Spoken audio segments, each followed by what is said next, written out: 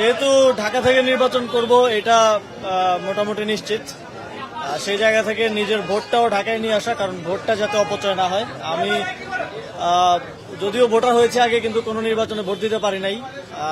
দুইটা নির্বাচন আমি ভোটার হওয়ার পরে হয়েছে, 2018 সাল 19 সালে এবং 2024 সালে, এবং আপনারা জানেন যে এই সময়ে কেউই ভোট দিতে পারেনি। এই নির্বাচনে যাতে ভোট দিতে পারি সেটা নিশ্চিত করলাম। নির্বাচন কোথা থেকে করব এই বিষয়ে এখনো চূড়ান্ত কোনো সিদ্ধান্ত হয়নি, তবে ঢাকা থেকে করবো। এখন পর্যন্ত পরিকল্পনা স্বতন্ত্র নির্বাচন করারই, তারপরে দেখা যাক। আমার কারোর সাথে কোনো ধরনের আলোচনা হয় নাই। কেউ কোন আসন কোন রাজনৈতিক দল ফাঁকা রাখলো কি রাখলো না সেটা আমার দেখার বিষয় না।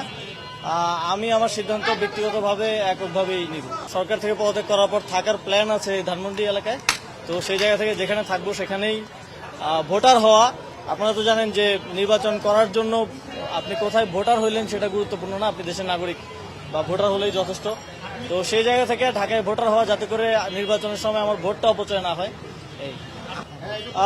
এটা নিশ্চিতভাবেই এখন বলছি যে আমি নির্বাচন করব। কবে নাগাদ পদত্যাগ করবো এটা আপনারা জানেন যে সরকারের উচ্চ পর্যায়ের সাথে সিদ্ধান্তের উপরে অনেক কিছু ডিপেন্ড করছে। আলোচনা করে সেই বিষয়ে দ্রুতই আপনাদেরকে জানাবো।